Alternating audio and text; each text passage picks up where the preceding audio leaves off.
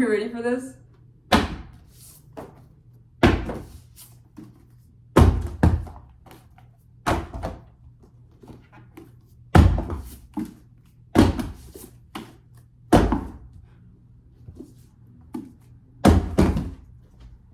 Happy June! Wait, July! I get June and July mixed up way too much. It's embarrassing. I'm here to give my little wrap up. It's been a hot minute since I've done any singular wrap up. So, the thing is, I have read and talked about every single one of these books. How many is here? 1, 2, 3, 4, 5, 6, 7, 8. There's 2 more that I have also not talked about, but I don't really remember what they are. This is utter chaos. Hi. I thought all 10 of them were gonna be here. They're not. But let's talk about some, shall we? I'm not gonna talk about, like, all of them because, like I keep saying, this is why it's gonna be the shortest one you've ever seen. 10 of them I have talked about in, oh, the other 2 are fucking library books. I'm smart. 10 of them have been in my 2 Summer Splash readathon vlogs. So if you go check those out, like, I just, vlog my experience reading those. But I will do a quick little rundown of the books, tell you how much I rated them and if I liked it for the most part or not. So I guess we'll start with McGlue. No rhyme or reason for this. I just have it right next to me. So McGlue by Tessa Moshfegh. I finally read this book. I gave it a 3-star. Definitely not one of her best. But it was entertaining enough. It definitely had the signature dark, gritty feel that you expect from Tessa Moshfegh. I'm glad that I finally got to get to this one because I kept saying how embarrassing it was that I haven't read it yet, and it was, and so I have now. So now it's not embarrassing, right? Okay. Outline by Rachel Cusk. This one I gave a 3 out of 4. I don't really remember. I'll have to look. But I really liked this one. I have had this book for forever, like since November, and I started it in November, but never finished it. So I'm glad that I finally got around to it. It's very like summer vibes because it takes place, not because, but there's a lot of beach talk and it takes place in Athens, Greece, and it's fun. It's basically just a woman who hears a bunch of other people's stories throughout her times in Athens, Greece. It's a whole series. Do I really have to explain Rachel Cusk to all of you? Probably not. You probably know who the fuck she is, so.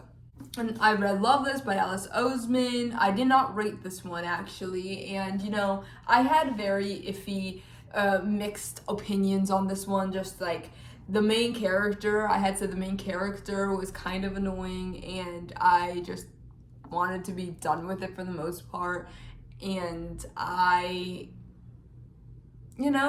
think it was mediocre, but by the last 100 pages, I was here for it, I was in it, and I did, like, cry, tear up a little bit, so there's that. Like, it was sweet, but I think that it was longer than it needed to be, maybe that's what it was. That's how I feel, maybe.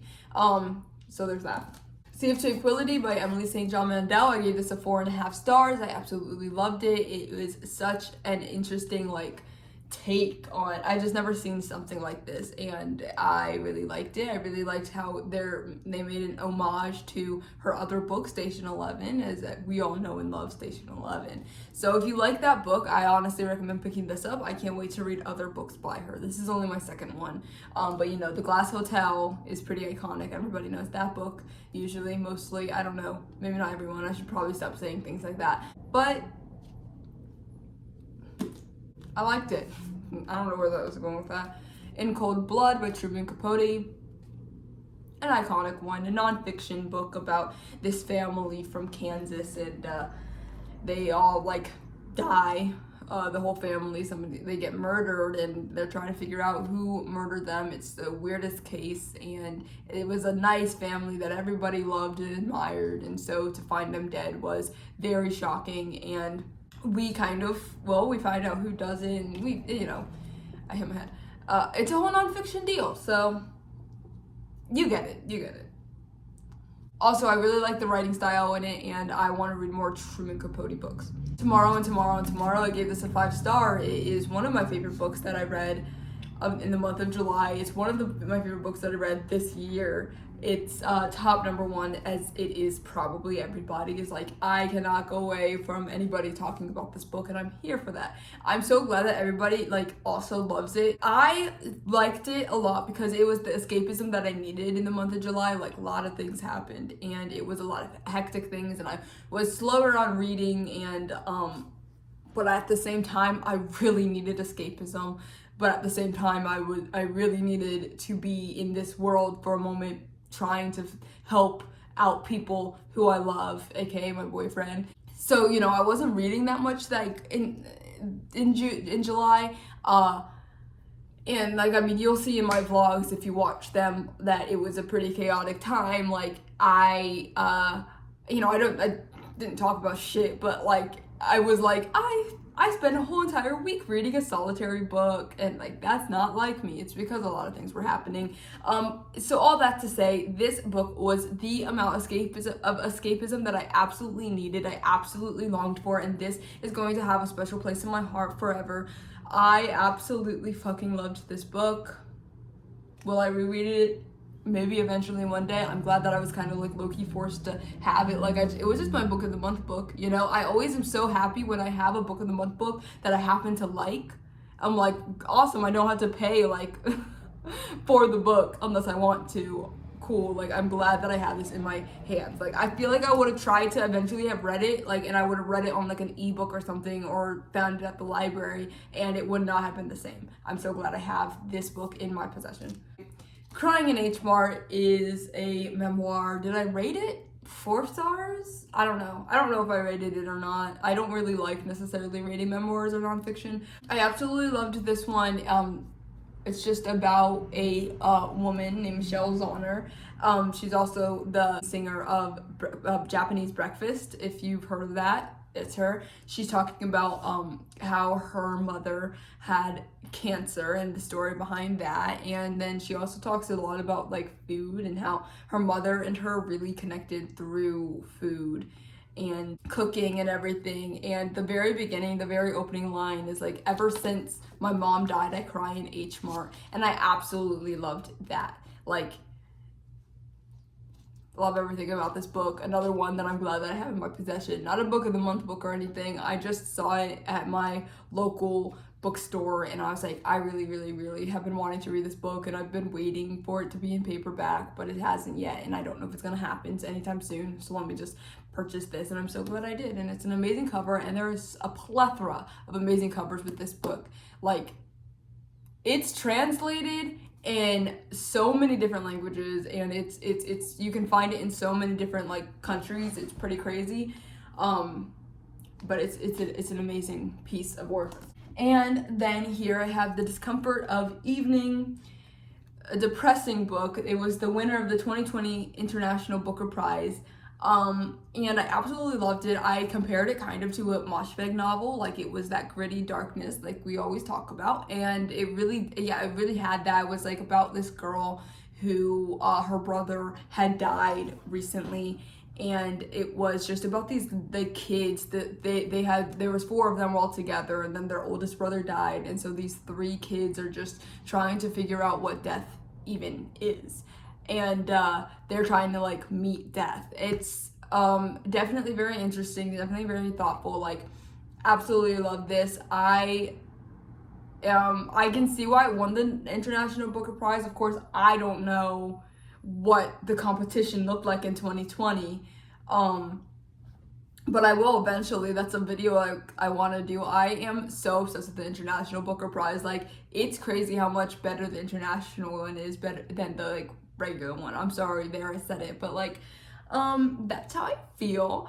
And I mean, it's a depressing one, but I'm really glad I read it, and the author is really attractive, so that's just additional.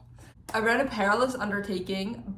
I got it from the library, and I really like this book. It's the second Veronica Speedwell book, the first one being A Curious Beginning. I absolutely loved A Curious Beginning. It was just a comfy mystery vibe that I really liked, and I wanted more of. And so I picked up the second one, and I can't wait to pick up the third one. I did not rate this one because it's the second in a series. I don't know. I just didn't feel like rating it. I don't know. Anyway, Another book that I read was Patricia Wants to Cuddle.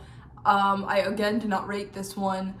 It was okay. I only had an audiobook for this book, so I gotta be honest, I cannot say that I remember most of it. Like, I feel like I can't just listen to audiobooks for an entire book. Me and my brain, it's not gonna remember most of it. This book is about a reality TV show that, I don't know, has a large cast of characters, and this whole entire, there's like this ominous thing going around where like we don't really know, but people kind of keep disappearing, and then eventually we see that it's this like creature that I guess is named Patricia and it's kind of about that. It's pretty short, but I really wish I had like a book that I read the audiobook with, or just read the book, but I could only find the audiobook, and I had wanted to do it for like a book club, like the Weird Woman's Book Club, hosted by somebody that if I don't follow on Instagram, I'll put her handle here. I don't know if book clubs are for me. Like, a book club for me would be one that I host, and I do want to do that eventually, not right now, but like, that's just how I feel about book clubs. I always try to dabble in them, and it never really works for me. So that's how I feel with that. Another book that I read was Heliological Behavior. I talked actually a little bit about this one I did like a little 24-hour reading vlog that was a mess and wasn't really me reading for 24 hours. It was me fucking up. But I really liked this book. I think I gave it a 4-star. Basically, it's like this guy who is agoraphobic. 3 years prior to his agoraphobia starting, he fell into a fountain at school, and everybody like laughed at him, and like that was enough to send him over the edge. So he like never left for 3 years. And there's this girl, and she has this assignment to do for her college that she wants to get into, called My Experience with Mental Health. And so this guy, I feel like his name was Simon. I keep saying this guy, this girl, I think it's Simon and Lisa. Simon was like supposed to be her experience with mental health. So they became friends, and she wanted to know all about him, and then she was like, oh, we're like genuinely friends. He's like silly and funny, and like he's a nice guy, like someone I would want to be friends with, I feel like. And like Lisa became genuine friends with him, and then he found out that she was doing such things like for the assignment, and she was like, that's how it started, you know, that kind of fucking trope, you know how it goes like that. And I really liked it. It's a really cute one. It's like, it's pretty short. I read it in like one day. And then the last book that I read last month, was A Song for the Wild Built. I absolutely love this book. It's about, have I talked about this? I feel like I have for some reason. Oh, it was my mid-year freakout tag. Okay, I talked about it a little bit in my mid-year freakout tag. But yeah, it's a book about a monk and a robot. It's literally called like a robot and monk book. And it's gonna be a whole entire series. The second one is out now, which is exciting. I really want to get to that one. It's basically, this is the first time a robot and a monk are meeting in 200 years, because back in the day, according to this book, like back in the day, humans decided to make robots, and then a big thing happened, and we don't really get all of what happened, but basically it seems like humans were exploiting the robots and making them like labor in really extreme ways, and so it all backfired. So robots and humans never met, like just haven't met, and then they like monk and robot end up finding each other. It's a really great book. I said in my mid-year freakout tag that I wish I had read a whole entire novel, like a big thick one, but of course it's like a series of novellas, so I'm here for that too. I think I gave this one a 5? I think so. And that's the last book. And I don't want to be here anymore. That sounds so bad, but it's true. I just wanted to do this quick one. I knew that it was gonna like not be that long. I'm glad that this first one that I came back with, it didn't have to be too much work for me. I promise I'm not lazy. I'm working on a big project right now, and like a wrap up could also not be part of the works for me and my brain. Okay? Okay. That was my stomach. I haven't eaten since 12 yesterday about. So that's fun. I had like an absolute amazing reading month. Like most of them, if I like, some of them I didn't read. Oh my god, I forgot about Mercy Street.